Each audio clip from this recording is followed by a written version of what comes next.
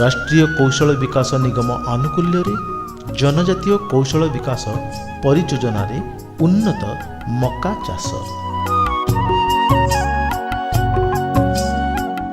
मक्का चाष रे की रोगपोक देखा जाए एही संबंध में आलोचना करने आम गहन रे अछंती कृषिविद श्री अरुण कुमार पात्र। सर नमस्कार। नमस्कार। सर मक्का चाष रे केउ केउ मुख्य पोक देखा जाए एवं दमन करा जिवो किपरि? आमर प्रत्येक फसल रे रोगपोक लगी थांती। ठीक से बरी मक्का फसल रे मध्य रोगपोक लगी थांती देखा जाइछि हिसाब करी जे रोग जोगु 13%, पोक जोगु 14%, पक्षी जोगु 6% एवं मूषा जोगु 4% फसल नष्ट होइथाय। तेणु आम देखा जे मुख्य पोक अच्छी से पोक भितर प्रथम जितेबाला आम देखिले जे मक्का फसल बुणाला और गछ टिके होगला यही समय गोटे देखा जे कांड बिंधा पोक गोटे देखा शौल कांड बिंधा पोक। ये पोक पत्र उपरे अंडा दिए एवं अंडा दे सारा पर तार शुक मैंने पत्र कोरी खाती तापर कांड भितर पशि जाती फल मझी कांडटा सुखी जाए सुखीगला गछ मरीजार संभावना थाए। तेणु आम देखा कि जदि पत्र उपरे कणा कणा अच्छी रही आम जाना जे निश्चित भाव में यो कांडबिंधा पोकटा शौल आसिकी आक्रमण करिछि। यार दमन पाई आमको केतटा पद्धति ग्रहण करिया पड़िबो। प्रथम होउछि जे आम पूर्व फसलर मूली बा अवशिष्टांश को आम नष्ट करदबा। तापर देखिबा जे आमर जैव नियंत्रण हिसाब रे जे ट्राइकोग्रामा चिलोनिस नामक जो आमर पराश्रयी कीट रही ताकू 20,000 लेखाए आमर 5-6 थर जदि छाड़िबा ताले यह दमन हो। जदि एथिरे दमन न हुए ताले रासायनिक नियंत्रण भाव में आमको प्रोफेनोफस 50% इसी प्रति लिटर पानी 2 मिली हिसाब से सिंचन करिया पड़िबो किंबा निम्ब विष मध्य आम प्रति लिटर पानी रे 3 ml हिसाब से आम निम्ब विष सिंचन कले यहाँ ये पोक दमन होता है। अन्य एक पोक मक्का फसल को मध्य यथेष्ट क्षति पहुँचाई थांती ता हेउछि जौ पोक। जेतेबेले मक्का गछ बढ़ी जाए से समय पत्रर तल भागरे जौ पोक देखा जाए। एमाने पत्ररु रस शोषण करने द्वारा गछ टिके निर्बलिया दुर्बलिया देखा जाए एवं अवशेष देखा जाए जे यही पोक मानकर मलरे एक प्रकार कबक बढ़ी थाए तेणु पत्र मध्य कला हो जाए।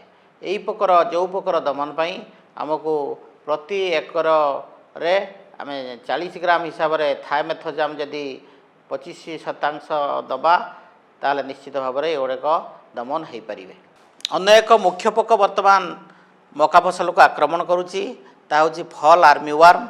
यही पोक विगत 5-6 वर्ष हम आम मक्का फसल को आक्रमण करुच्ची। ये पोक साधारणतः पत्रर कंदा को आक्रमण करे, पत्र रे कणा कणा सृष्टि करे एवं भंडा को मध्य आक्रमण करि थाए। तेणु ये आक्रमण जाना जाए जे 50% फसल नाश होवार आशंका थाए। तेणु यही फल आर्मीवर्म को दमन करिया हेले आमको प्रथमे गोटे अंत फसल चाष करिया पड़िबो। मक्का सहित झुडंग किंबा आमर शिंब जातीय बा छुई जातीय फसल चाष कले एमानकर संख्या कमिजिव। एथिरे दमन करने आमको निम्ब जातीय कीटनाशक प्रति लिटर पानी रे 3 मिली हिसाब से जदि आम निम्ब जातीय कीटनाशक दबा ताल दमन हो पारिबो किंबा ता सहित बेसिलस थुरिजिनेसिस बैक्टेरिया बा बीटी फर्मुलेसन जदि आम दबा प्रति लिटर पानी रे 2 ग्राम हिसाब से मिसाई आम जदि सिंचन करवा ताले दमन हो पारिबो। एवं यह व्यतीत आम जदि रासायनिक कीटनाशक दबा ताले इमामेक्टिन बेंजोएट किंबा क्लोरांट्रा नेलिपोल 18.5% आम दे सिंचन करी एमानकु दमन करिपरिबा।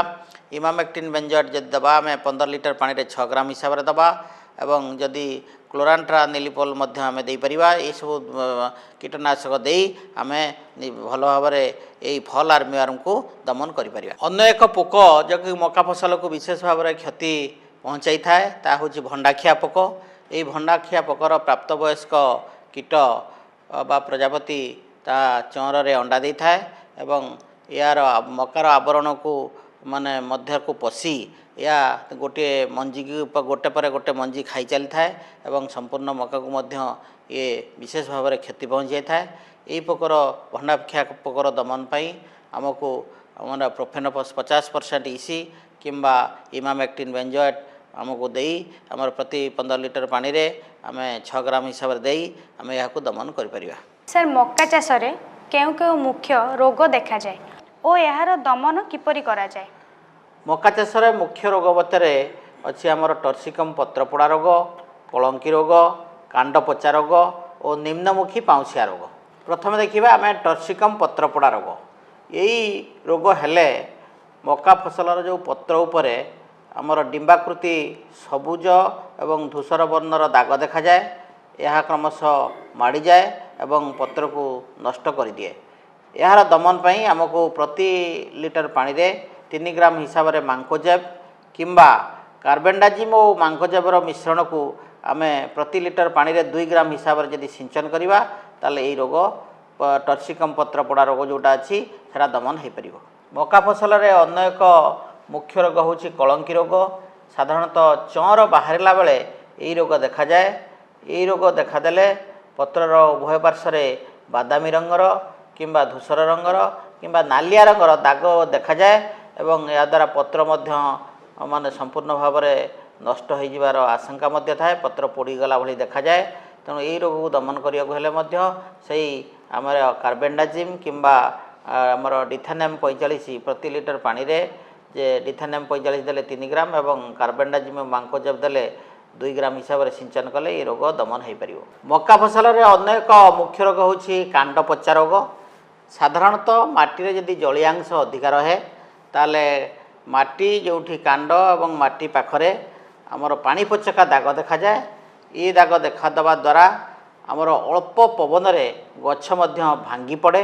तेणु ये रोग हेले कांड पचा रोग हेले विशेष भाव में फसलर क्षति फसल क्षतिग्रस्त होता है। तेणु ये रोगर दमन करने आमको प्रति लिटर पानी रे 3 ग्राम हिसाब से कपर ऑक्सीक्लोराइड आम जदि सिंचन करवा ताले से मध्य दमन हो पार। किंबा मेटालाक्सिल और मांकोजेब जदि प्रति लिटर पानी रे 2.5 ग्राम हिसाब से आम सिंचन करवा मूल को देखी ताले ये कांड पचा रोग दमन हो पार। अन्य एक रोग हूँ जे निम्नमुखी पाउसिया रोग बा डाउनी मिल्ड्यू। यही रोग हेले पत्र दुई धार मोड़ी हो जाए एवं चौर मध्य मोड़ी हो गोछालिया हो जाए एवं पत्र हलदिया पड़ जाए। या द्वारा फसल विशेष भाव में क्षतिग्रस्त होता है।